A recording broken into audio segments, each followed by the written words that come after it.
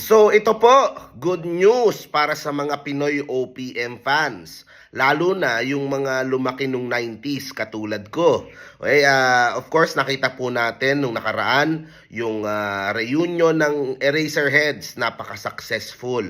At ngayon po merong panibagong reunion. Okay? Kasi nung panahon na yon, ang dalawa sa mga pinakasikat na banda nung time na yon, isa yung Eraserheads. The other one is River Maya. At nung umalis po si Bamboo, nagkanya-kanya sila. Tapos si Rico, tapos umalis din si Rico. So, matagal pong nagkanya-kanya yung pong mga membro nitong River Maya.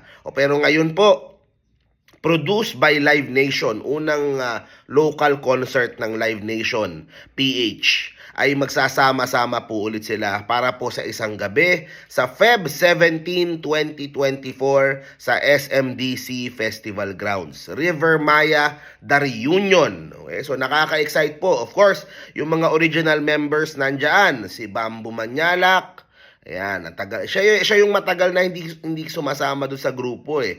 Kaya nakakamiss na magsasama-sama sila uli. Si Rico Blanco, of course.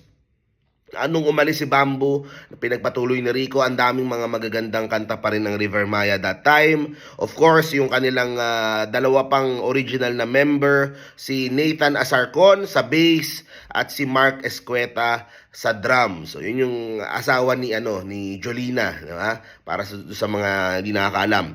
So, isa lang apat po, the reunion concert. Ang tanong ng marami, kung sasama din ba sa reunion si Perf De Castro. Kasi actually, nung simula na, 5 sila eh. Pang-5 si Perf at siya yung nag-lead guitar doon sa kantang 214 na ang ganda nung lead part nun, di ba? Sa gitara. Pero after nun, naging 4 na lang sila at yun yung tumatak na lineup po ng River Maya. So, hindi na usually nakakasama si Perf. Pero maganda nga naman kung sa reunion, kahit doon sa 214 man lang na kanta, ay makasama nila at mag-gitara din at mag-lead guitar din si Perf De Castro. Pati siguro yung mga ibang membro na din, pasulyap-sulap, isama na din siguro doon sa mga ibang songs para mas maging masaya yung pong reunion concert. Pero ito yon, medyo mataas yung presyo nung pong mga tickets para po dito sa VIP concert. Yung VIP tickets para dito sa River Maya Reunion is 14,750. Yung gold, 11,750. Silver, 6,550. At yung bronze, 2,550. This is an all-standing show, inclusive of SM ticketing charges. Ayan. So, ticket purchase guidelines, all standing show, to ages 10 and up, maximum of 6 tickets per transaction.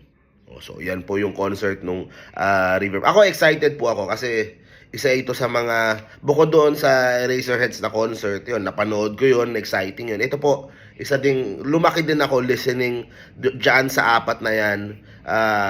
Of course, yung lala ko rin yung awit ng kabataan, si Bamboo, yung LSC, yung talagang sobrang classic yung lineup na yan. At yan yung lineup na tumatak talaga sa maraming Pilipino during that time. So, I am really excited.